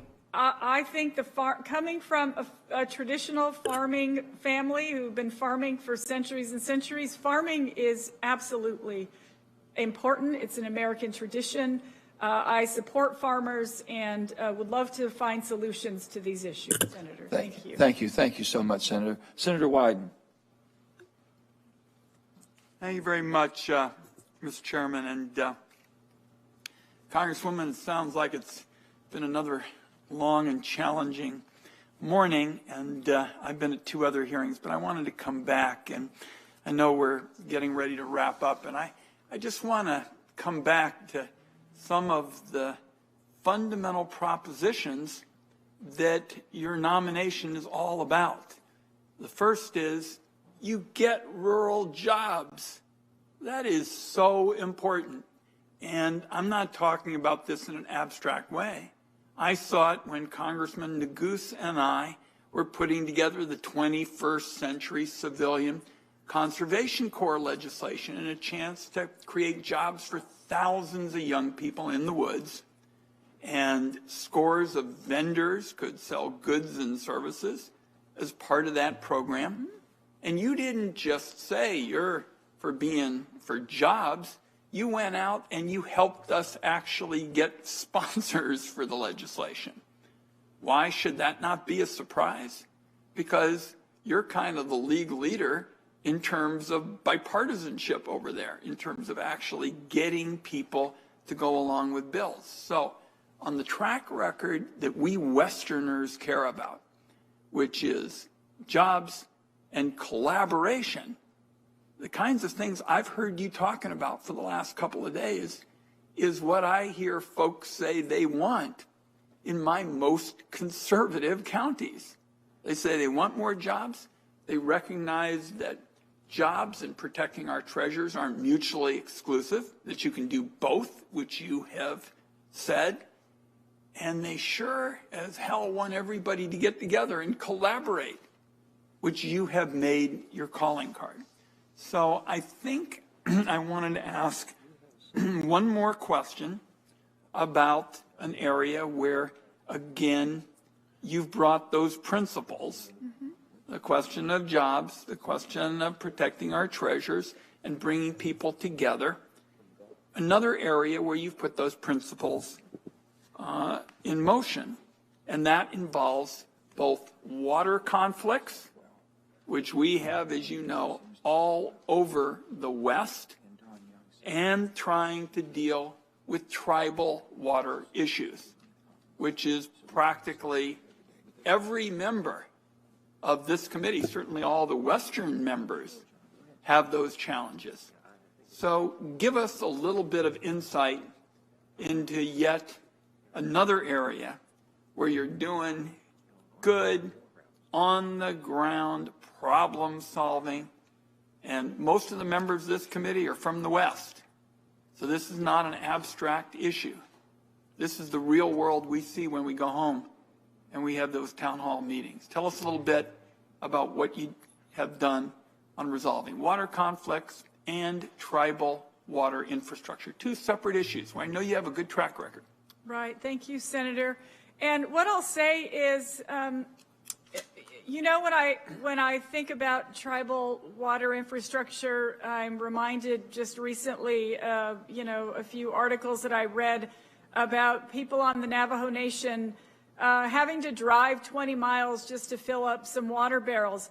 Some of these people may already have running water, but their water's polluted. And I think in 2021, every single American should have an opportunity to have safe and healthy drinking water. This is a human right, in my opinion. And I mentioned earlier that, yes, my grandmother didn't get running water at her village until 1975. I learned early on how to conserve water, because when you're hauling buckets of water across the village on a dusty road, you don't want to spill a drop of it. And I think that not one drop of water has come into or left our planet in 4.6 billion years. It's just that the climate change has caused our water to move in different areas, so we need to protect the water that we have. I am all for ensuring that we can come to solutions with tribal water infrastructure, that we can look at water in a new lens in 2021, when we know climate change is a drastic issue, especially in the West with the droughts that we have. And I hope that we can find ways to conserve, recycle, move all of those issues forward, so that nobody is stuck in a desert without any water to drink, essentially. The Confederated Tribes of Warm Springs in my state, and I appreciate the courtesy of my friend, the chairman. I'll just wrap up real quickly. They are sure looking for your new lens in terms of trying to deal with these tribal water issues, and Warm Springs is not alone. I can look right down this committee, and we see so many states represented by this committee who have these challenges with significant tribal populations trying to resolve, you know, water issues. And when you're talking about tribal populations, by dint of that discussion, you get into the broader water conflict, you know, questions, particularly in the West where there's scarcity. And as we wrap this up, I just want to make the case again that we started considering your nomination really early yesterday.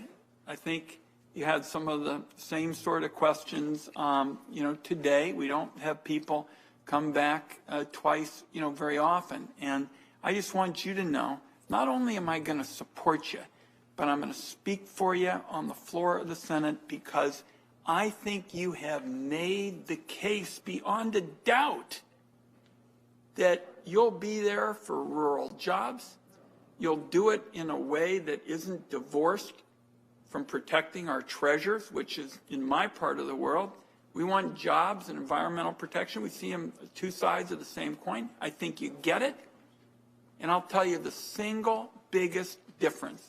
And I talk about these issues with my friend Senator Manchin all the time, and all my Western colleagues hear it. When we go home, the number one thing farmers, and ranchers, and environmental folks say they want is they want people to try to come together. They want to find a collaborative approach. And if you're talking about that being your priorities, you led the league over there in the House of Representatives in terms of people coming together. And when Congressman Neguse and I were looking for somebody who could help us, we said, we got a big idea. Really goes back almost to FDR, 21st Century Civilian Conservation Corps. We said, we need somebody good who people like and want to work with to go get us some House sponsors. That somebody was you. So I'm very appreciative. And as we move to wrap up the consideration of this important nomination, I want to clear I'm all in supporting Congresswoman Haaland, and we'll hopefully get a chance to make those points on the floor of the United States Senate. Thank you, Chairman. No, you got to go. I have to go. With that, we have a few more questions that we have senators that would like to ask if possible. And then I'm going to maybe have to leave. If I leave early, then Senator Barrasso will continue But right now we have a few. I'm gonna submit my questions, and I just want to thank you for coming back and being so diligent and doing such a good job. I really appreciate Congressman Haaland very much. And with that, I'm going to turn my time over to Senator Brasso right now for questions. Thanks very much, Mr. Chairman. We have a couple of different things, and people have these questions because we're very concerned about our communities and where we live, the jobs that are included and related, and this major role that the Department of Interior plays in the lives and the livelihoods of so many people in our home states. On February 4th of this year, just a couple of weeks ago, I sent Acting Interior Secretary a letter which included 22 specific questions about his secretarial order banning oil and gas leasing on federal lands and waters for 60 days. On Monday, the acting secretary sent a response which largely restates his secretarial order and fails to answer my specific questions. So I'm going to resubmit my 22 questions that will be addressed to you in writing and be part of the hearing record for this hearing. Now, to me, it's unconscionable that the people of Wyoming cannot get a straight answer from this department. And I know you're not in that position now, but there is an acting secretary who is refusing to answer the questions. So can I get your commitment that you will answer my questions as they're coming to you in writing? Yes, Senator. I appreciate that because I know the staff at the department is going to help you respond to the written questions from all of us in the committee, and I'm confident that with your help we can get answers to these questions, so thank you. I want to follow up a little bit. We've had questions about the Endangered Species Act. It's an important conservation tool, as you've said, that was enacted to protect species from extinction. The proper application of the law has resulted in the recovery of several species. It's important to me that the law be applied in a responsible manner so that we can protect the species that truly need protection. Yesterday, when you were asked why you would sponsor legislation that would put the grizzly bears under permanent federal protection permanently, your bill in the House with your name on it, you said, I imagine at the time I was caring about bears. Well, I want to make sure you care about the law. There's a law of the land. Will you commit to doing everything in your power to fight the frivolous lawsuits and delist species that government scientists have concluded are fully recovered? Thank you, Ranking Member Barrasso. And I know that the Endangered Species Act is extremely important, as you said. If I'm confirmed, I would seek partnerships with states, with tribes, with local communities to talk about this important issue. And I'm talking about the law. Sir, I will always follow the law. Thank you. The global pandemic has created an unprecedented situation that has kept people isolated for almost a year. One way that people have coped with all of the restrictions from the pandemic has been by visiting national parks and public lands. You were critical of efforts to open federal land during the pandemic, even though it was done in coordination with state and local health departments. It's important to me that we are ensuring that the public has a place to go during this public health crisis, when there are very few other options. Will you protect access to our national parks and other public lands during the pandemic? Ranking Member Barrasso, yes. I believe now that President Biden is in office, there is a mask mandate on our public lands and in our national parks, and I feel that if everyone does their part to social distance and be careful and wear their masks, that we will have more of those opportunities. Yesterday, you said you wanted to move forward with President Biden's Build Back Better plan that would, as you said, create millions of jobs in clean energy, your quote from yesterday. So recently, John Kerry claimed that the fastest growing job before COVID, he said, was solar technician. And he said that the administration would give fossil fuel workers, in his words, better choices. And that the Washington Post fact checker then just looked into what former Senator and Secretary of State Kerry had to say. This is what the Washington Post fact checker said. They said he was offering false hope from the administration with a misleading use of statistics. The Washington Post went on and said it identified about 10,400 new wind and solar jobs over the next 10 years.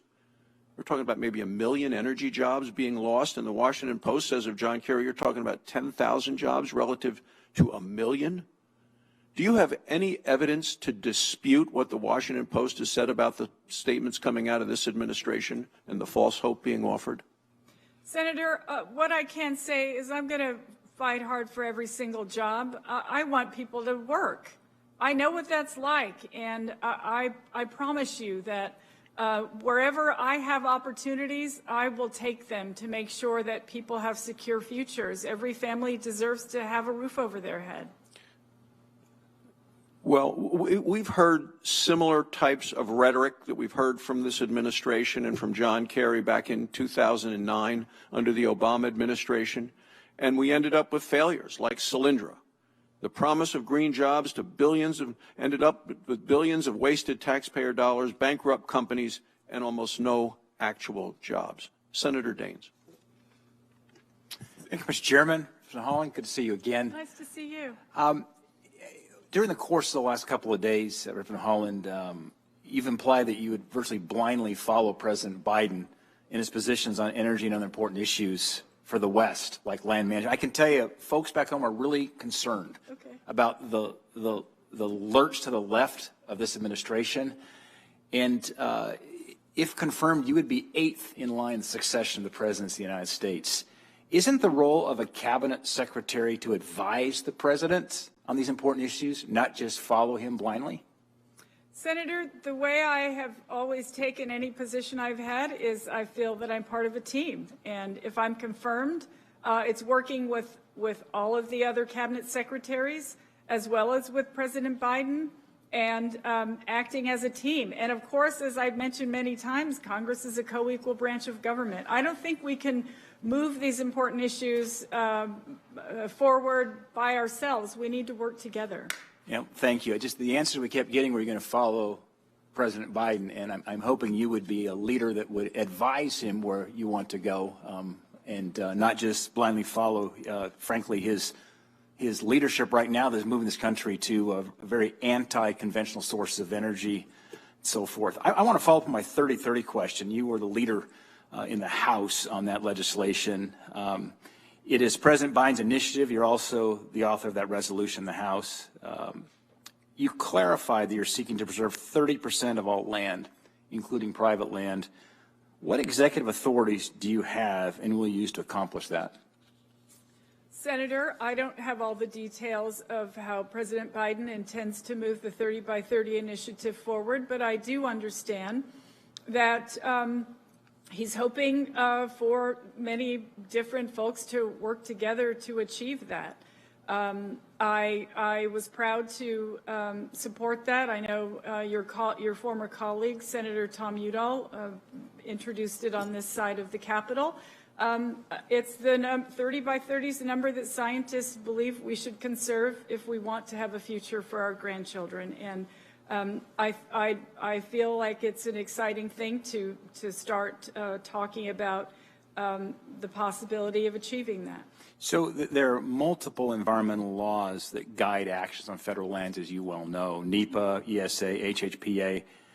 In what meaningful ways do you believe our public lands are not being conserved? Well, of course, yes, I know there's a plethora of laws out there that protect our public lands.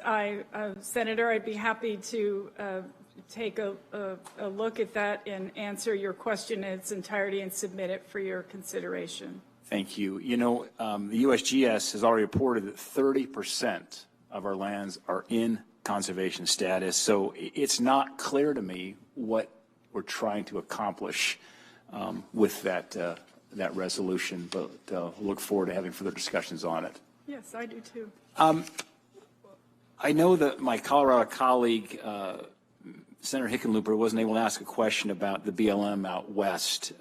Moving the BLM out west has made it easier for Montanans to connect with the agency that manages large areas of land in our state. Nice to have them in the same time zone.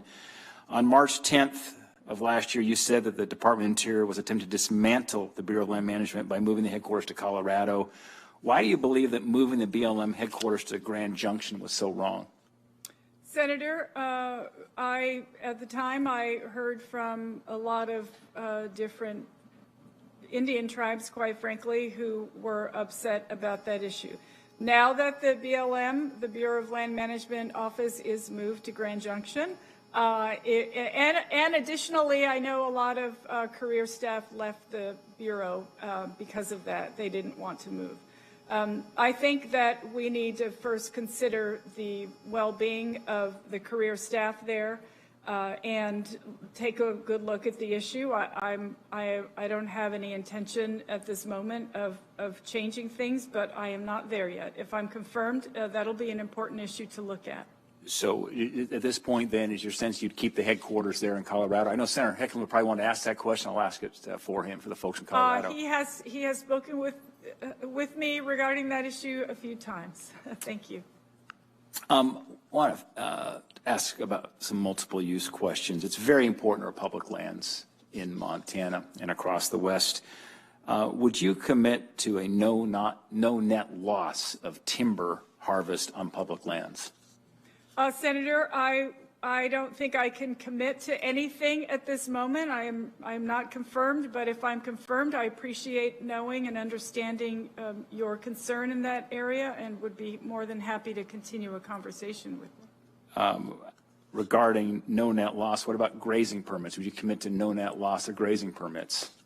Again, Senator, I'd be more than happy. I mentioned earlier in the hearing that I understand how important grazing is to a lot of ranchers in this country, and I'd be happy. They're very concerned. They really are, as well as many of our men and women who embrace the outdoors and shooting sports. Would you commit to no net loss of hunting and trapping opportunities?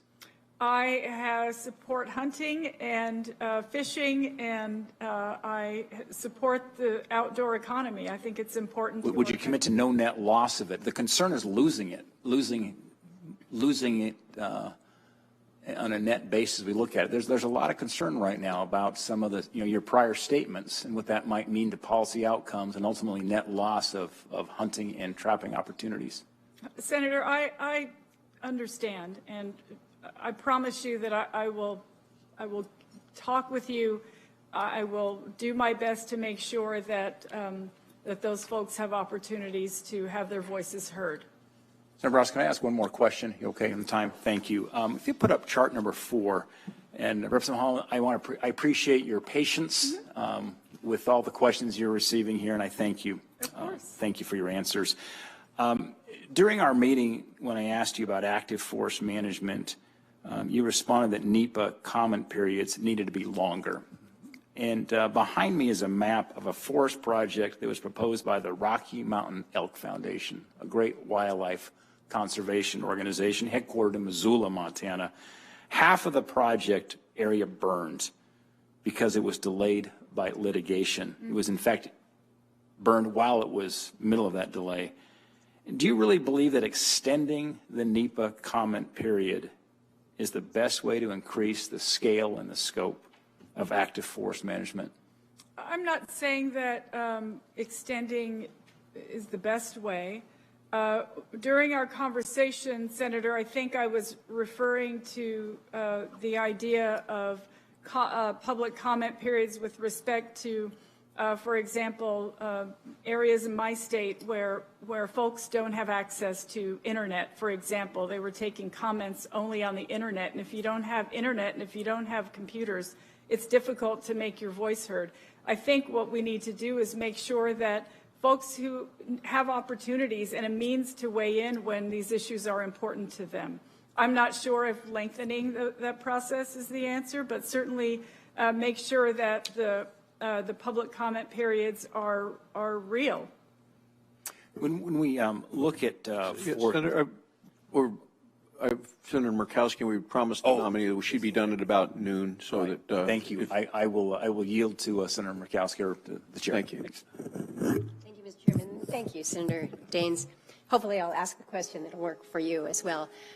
Representative Haaland, again, thank you for your endurance here on day 2.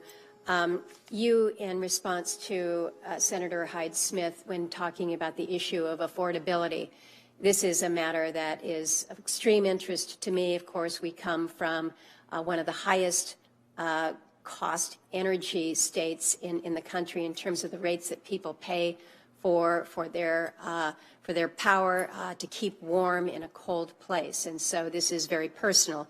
And your story about your grandmother not receiving power and water to her community until the mid-'70s is something that, as you know, we still live in far too many of our villages, primarily Alaska Native villages.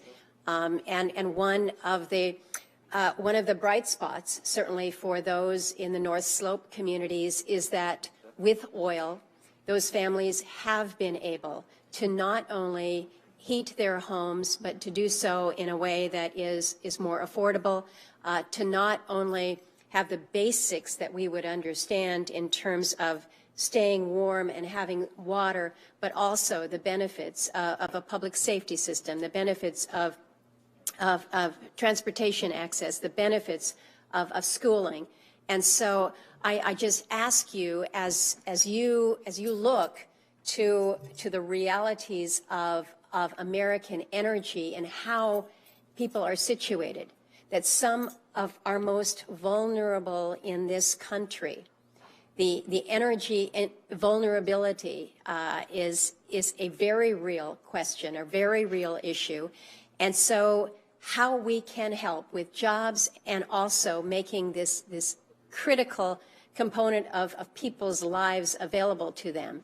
Sometimes our reality is that it is not the energy solution to have solar in Utqiagvik, but the opportunities that present themselves with natural gas, with the base resource that we have up there, is something that I just ask you to be understanding of them and their situation. I want to raise also the situation with many of our remote communities, primarily Alaska Native villages, that are reliant on so many of these policies that are in play right now.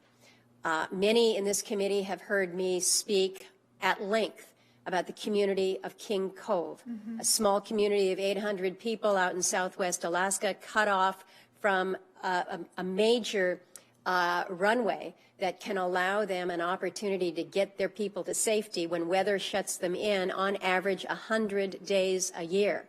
In 2013, the Secretary of the Interior turned her back on those people and said that somebody needed to be thinking about the birds. In the meantime, those people in King Cove have endured over 100 medevacs since the time that life-saving 10-mile, one-lane gravel non-commercial use road was denied. And our Coast Guard has been called in for multiple medevacs to get these people to safety. So I'm going to ask you if you will commit to, at a bare minimum, to meeting with the people of King Cove to discuss their plight and to hear their concerns, and do this, if you are confirmed, very early within your tenure. Senator, absolutely. Okay. Thank you. And thank you for sending me your memo. I took the liberty of reading more about the issues in King Cove. As you know, I feel very strongly that everybody deserves to have medical attention when they need it, and I appreciate you caring so much about the people there. Well, I am passionate about them. I'm also passionate about our Alaska Native veterans who have not yet received entitlement to their Native allotments. We passed the bill last year to help allow for that processing, but until we can get these PLOs, these public land orders, withdrawn so that there is an availability of selection, they are being denied their entitlement to their land, their allotments. And that is, again, something where I'm very passionate about and would hope that you would understand there. My time is almost expired, but let me raise the issue that was just shared on the 30 by 30 and your commitment. Our reality is that we've already met the 30% in terms of our waters, lands and waters in conservation status. 66% of all National Park Service lands in the country are in Alaska. 29% of all BLM lands in the country are in Alaska. 25.5% of all Fish and Wildlife Service lands in the country are in Alaska. 12% of all Forest Service lands in the country are in Alaska. We have, as you know, ANILCA, an Alaska National Interest Land Claims Act, which pretty much established all that I have shared with you, or a good bulk of it. But our reality was the deal at that time in 1980 was we've got enough in conservation status in Alaska. We are doing more than our share, more, and we're happy. We love our parks. We love the opportunities that we have on our lands, but we also believed very much in the commitment that the federal government made with ANILCA, that the no more clause meant no more. And so that is something that as we look at this 30-30 provision and the direction that President Biden is advancing under this executive order, it causes us some degree of alarm because we have received no assurance that ANILCA, as we understand it, and as was agreed, will be respected as this administration is looking to put yet more lands and waters in conservation status. So I don't know if you'd care to comment about that, but that again is a very, very important matter to us. Senator, thank you so much. I appreciate everything that you do for your state, and I look so forward to working with you. I promise you I'll follow the law. I know how important these issues are to you and to the people in your state, and I look forward to... So you would agree that with ANILCA and the No More Clause, that's the law, that what we have in conservation status will not be impacted by this 30 by 30 initiative? I look forward to, as I mentioned earlier, I don't know what that full initiative looks like, but I absolutely respect everything that you have said, and I appreciate it and look forward to working with you, and that I will absolutely follow the law. And thank you, Senator Murkowski. Thank you. Thank you, Mr. Chairman. Thank you, Senator. Senator Heinrich. I don't think I have any more questions if we want to wrap up. Senator Marshall, do you have a final wrapping question? Just one? Please proceed. Okay. Again, if you haven't been able to tell yet, I'm passionate about the great outdoors, fishing and hunting, hiking, boating, and I want to make sure that my grandchildren have that same opportunity. The greatest memories of my life are times in the outdoors. Are you familiar with the Pittman Roberts? It's where fishermen and hunters put our money where our mouth is. Yes, I believe I am. So again, from my experience on the Wildlife and Parks Board, I got to see where that money was used. But it's an 11% excise tax on guns, ammunition, and fishing equipment. And in my humble opinion, I think the states do a great job of figuring out how to spend that money. Any thoughts how you think that money should be used or not used? Well, what I will say is you hit the nail on the head every time, Senator, when you say that the local folks, the state should weigh in on these issues. And I agree with you on everything that you have brought up today, and certainly the fact that we want your grandkids to have those opportunities as well. So I want to rely on you to bring your ideas forward, and any way I can help, of course, I'm happy to. Great. Do I get one more? Do we need to wrap up? Go right ahead. Oh, okay. I guess the last point I want to make is, as we think about government policy, is its impact on that single mom that I've been delivering the last 20 or 25 years. And And the price of gasoline, the cost of electricity is so important to them. And our ecology, our environment, obviously important to me as well. But as I noticed as a private obstetrician, whenever the price of gasoline got over $3 a gallon, and that was just, I was looking back through some notes, 2015, I noticed that those moms would stop coming to their OB appointments. Many of my patients drive 30, 60, 90, 120 miles. So that's how in my life I would see the price of gasoline impacted people. And I think the same impact is overly felt by hardworking Americans who live paycheck to paycheck on their electricity bill as well. Are you concerned at all about some of the policies you've described, what it's going to do to the cost of gasoline at the pump and the cost of electricity for these folks at home? Senator, thank you for raising that. And that happens a tremendous amount in my state of New Mexico, where we're largely rural. There's only one veterans hospital in the whole state, and folks do have to drive a very long way. And that's one of the reasons why I have been so supportive of ensuring that that broadband internet is a human right, because I know that telehealth is a way to help a lot of folks with those issues. So, and we've seen that during this pandemic. If folks would have had had those opportunities, things would be different. I just want to say one thing. I'd love for you to look at, because you're a doctor, the ECHO program. It was started by Dr. Sanjeev Arora in my state of New Mexico, and I think you would find that a very interesting and beneficial program to our country. It's helped a whole lot of people, and you can expand it in various and sundry ways, and I think you'd be interested to learn about that. I'd be honored. Thank you, and I yield back. And I look forward to, I'll actually put a little packet together on Project ECHO, because I think our new member on the committee, and especially being a physician, will find it really interesting and maybe even a great place where we can all work together. So thank you all for being part of this hearing today, and I think the hearing is closed. If I could just add, members have until 6 p.m. tonight to submit additional questions for the record, and I'd like to thank you as well, and appreciate you being here both with us yesterday and today. Thank you very much, Ranking Member Barrasso.